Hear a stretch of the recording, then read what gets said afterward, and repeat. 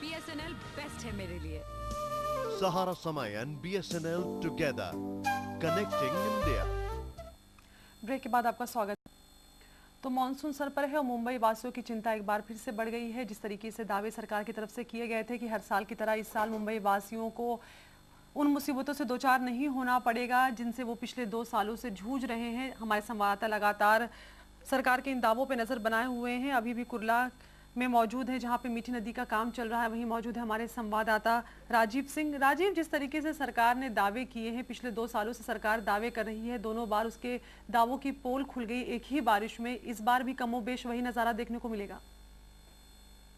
जी बिल्कुल, एकदम मीठी नदी को साफ करने के नाम पर पिछले 2-3 सालों में सरकार ने मीठी नदी के पानी की तरह ही पैसा भी पानी की तरह ही बहाया है, लेकिन इसकी सफाई अभी तक पूरी नहीं हो पाई है। यहाँ तक कि अब सरकार ने सुरक्षा दीवार बनाने का निर्णय लिया है, उसका भी काम अभी शुरू किया गया है और जिसे 2009 में कंप्लीट कर लिया जाएगा, ऐसे दावे किए जा रहे हैं। लेकिन अब इस मानसून में क्या होगा, इस बात का जवाब देने के लिए कोई ना तो मनपा अधिकारी सामने आ रहा है, ना ही राज्य सरकार का कोई सत्ताधारी पार्टी कोई बड़े नेता। सब के सब सिर्फ दावे कर रहे हैं। इस साल भी 110 करोड़ रुपए प्रस्ताव रखे गए हैं मीठी नदी की सफाई के लिए, लेकिन वाकई मीठी नदी की सफाई कितनी हो पाई है, इस बात का पता इसी बात से लगता है कि यहाँ जो आसपास के इलाके के जो भी जनप्रतिनिधि हैं वो सब इस बात से नाराज हैं। आसपास के जो रिहायशी आसपास के जो लोग रहने वाले हैं वो भी नाराज है और काफ़ी भयभीत है कि कहीं साल 2005 का नज़ारा फिर से 26 जुलाई का नज़ारा देखने को ना मिला, उनके घरों में फिर से वही चीज़ ना दोहराई जाए मानसून के दिनों में जो इसके पहले हो चुकी है। क्योंकि बहुत सारे ऐसे लोग अभी भी हैं जिनका पुनर्वसन आज तक नहीं हुआ, वो आज भी 26 जुलाई की बाढ़ की मार आज भी झेल रहे हैं। ऐसे में इन्हीं सब मसलों में बात करने के लिए हमारे साथ में नगर सेवक कप्तान मलिक है। कप्तान मलिक से बात करेंगे। मलिक जी, बताइए कि जिन लोगों का पुनर्वसन अभी तक नहीं हुआ हो सका है मीठी नदी की जो प्रभावित थे, उनके बारे में क्या निर्णय लिया गया है?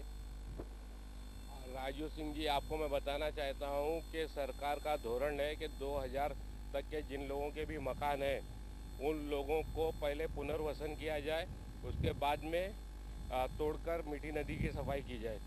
तो मेरे इलाके के अंदर जितने भी लोग थे जिनके पास 2000 का पुरावा था, उन लोगों को पुनर्वसन कराकर उसके बाद में काम किया गया है। और एक इलाका मेरे एरिया में आता है इंदिरा नगर का, जहाँ पे कुछ लोगों का झोपड़ा सरकार ने तोड़ दिया था, उन लोगों का पुनर्वसन नहीं हुआ था। ऐसे लोगों को स्थानीय कामदार जो मेरे भाई भी है नवाब मलिक जी ने 92 लोगों को पुनर्वसन करा के उन लोगों को मकान दिलाने का काम किया है। लेकिन ये मीठी नदी का जो पूरा का पूरा क्षेत्र है, जहाँ से शुरू होती है, दहीसर से शुरू होती है, माहिम खाड़ी तक जाती है, तो हजारों लोग ऐसे हैं जिनका पुनर्वसन नहीं हुआ है अभी भी। तो आपके भाई विधायक है, आप बता रहे, तो उनसे इन सारे मसलों में बातचीत नहीं होती है? आप महानगर पालिका में आप बैठते हैं, वहाँ के नेताओं से, महापौर से या मनपा आयुक्त से कभी इन मसलों पर चर्चा नहीं होती कि बाकी लोगों का क्या होगा? नहीं, सरकार की एक धोरण है कि जिन लोगों के पास भी 2000 तक के पुरावे हैं उन लोगों को मकान देना है, और जिन लोगों के भी पास 2000 के अपना पेपर्स वगैरह है, अगर उन लोगों को नहीं मिलता है, मुझ तक पहुँचे या मेरे भाई विधायक नवाब मलिक जी तक पहुँचे, उन लोगों को मकान देने के लिए हम लोग एकदम कटिबद्ध है। हम और आपके माध्यम से वादा करते हैं उन लोगों को मकान दिलाया जाएगा। कितने % सफाई हो सकी इनके लिए, पूरा हो चुका है या बाकी है? मैं आपको बताना चाहता हूं कि आप जो देख रहे हैं दृश्य, ये अभी जहां आप खड़े हैं ये मुंबई महानगर पालिका के अंतर्गत आता है।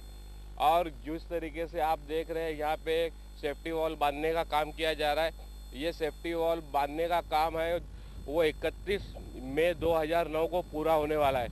और उसके वो तरफ आप जो देख रहे हैं कि इतना सारा ढेर लगा हुआ है, वो कब उठेगा उसका कोई भरोसा नहीं है। और 26 जुलाई की स्थिति एक बार वापस से होने वाली है। आपके जानकारी में ये भी दे दूं, 2007 में भी 26 जुलाई में 12 फुट पानी भरा था, और उसके बाद में 1 जुलाई के रोज यहाँ पे 8 फुट पानी भरा हुआ था। और जब 8 फुट पानी रहेगा तो हम एक जनप्रतिनिधि होने के नाते एरिया में जा नहीं सकते हैं। जब इधर गले तक पानी उतरता है, उसके बाद पानी में इतना डूब कर लोगों के पास मुझको जाना पड़ता है। और बिल्कुल मलिक साहब ये बता रहे हैं कि यहाँ पर इतना ज़्यादा पानी भरता रहा है कि लोगों की हाइट से ज़्यादा, उनके कद से ज़्यादा यहाँ पर पानी भर जाता है। 6 फीट से ज़्यादा पानी लगता है। लोगों के घरों में पूरी तरह से पानी का अंबार लग जाता है, कचरे का अंबार लग जाता है। और शायद यही नज़ारा भविष्य में फिर देखने को मिले, क्योंकि जो मीठी नदी की सफाई का काम है वो अब तक पूरा नहीं हुआ। इसके अलावा जो मीठी नदी से कचरे निकाले जाते हैं वो कचरे का अंबार भी वहीं पास में ही रख दिया जाता है, उसे काफी लंबे समय तक हटाया नहीं जाता, जिसकी वजह से भाजपा नेताओं ने भी काफी समय पहले इसका विरोध किया था। किरीट सोमैया इसको लेकर सामने आए थे कि जो कचरा निकाला गया था मीठी नदी का वो वहीं पर रखा गया, और जिसकी वजह से मानसून के दिनों में वो कचरा फिर से मीठी नदी में चले जाएगा, तो फिर से वही नजारा देखने को मिलेगा। इस पर आपका क्या कहना है कि जो कचरा, जैसे कि अभी आप बता रहे थे, जो निकाला जाता है उसके ढेर यहीं के यहीं पड़े रहते हैं, तो बारिश के दिनों में तो फिर बहकर वो मीठी नदी में ही जाएगा। राजू सिंह जी, मैं आपको बताना चाहता हूँ, किरीट सोमैया जो है एक नौटंकी कर रहे हैं। यहाँ पे ये मनपा के महानगर पालिका के अंदर सत्ता किसकी है? सत्ता किसकी है पहले किरीट सोमैया जी बताए ना। सत्ता तो उन्हीं की है, शिवसेना भाजपा वालों की है। और जिस तरीके से ढेर लगा हुआ है, अंबार लगा हुआ है, तो वो भी उसके भागीदार है।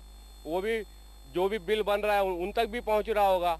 सिर्फ ढोंग ढतूरा करके लोगों को टीवी पे बेवकूफ़ बनाने से काम नहीं चलेगा। किरीट सोमैया जी मेरी आवाज़ सुन रहे होंगे तो वो भी आकर देखें, और कम से कम अपने जो भी उनके सभागृह के नेता है या जो भी उनके मित्र दल है उन लोगों से बात करें कि उनकी जिम्मेदार बनती है ये सब सारा चीज साफ सफाई करने का। सिर्फ बयानबाजी से और बिल बनाने से काम चलने वाला नहीं है। इसके लिए मेरी और मेरी पार्टी और मैं खुद 19 जून से सभागृह शुरू हो रहा है, पुरजोर तरीके से आवाज़ उठा के सभागृह को घेरने का काम करेंगे हम लोग। लेकिन आपको क्या लगता है कि नेता का ज़्यादा जिम्मेदार है या ठेकेदार ज़्यादा जिम्मेदार है? एक बात ये भी है कि कहीं ना कहीं ठेकेदारों पर भी उंगली उठाई जाती है कि उनका जो कार्य करने का तरीका वो इतना धीरे है, इतना स्लो है कि जिसकी वजह से भी काम काफ़ी लंबे समय तक खिंचता रहता है, जिससे लागत भी बढ़ जाती है और उसकी समय सीमा भी बढ़ जाती है। यहाँ पे पिछले 3 साल से सिर्फ एक ही ठेकेदार को काम दिया जा रहा है, वो श्याम नारायण एंड ब्रदर्स है। उसके ऊपर किन नेताओं का हाथ है, किन अधिकारियों का हाथ है, मैं आपके माध्यम से महानगर पालिका के जो भी अधिकारी है उन लोगों को बताना चाहता हूँ, उसके खिलाफ इंक्वायरी लगाई जाए और सख्त से सख्त कार्रवाई की जाए। क्योंकि 3 साल पहले वो क्या था, आज वो किस स्थिति में है, उसका घर मकान और जो कुछ है उसके पास, आज उसकी इंक्वायरी करके उसके ऊपर कड़ी से कड़ी कार्रवाई करके उसको जेल के अंदर डालने का काम किया जाए।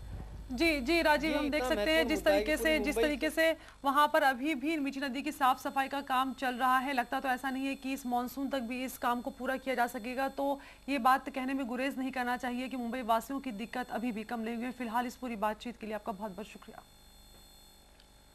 और बुलेटिन में वक्त एक छोटे से ब्रेक का है, लेकिन ब्रेक के बाद भी खबरों का सिलसिला जारी रहेगा।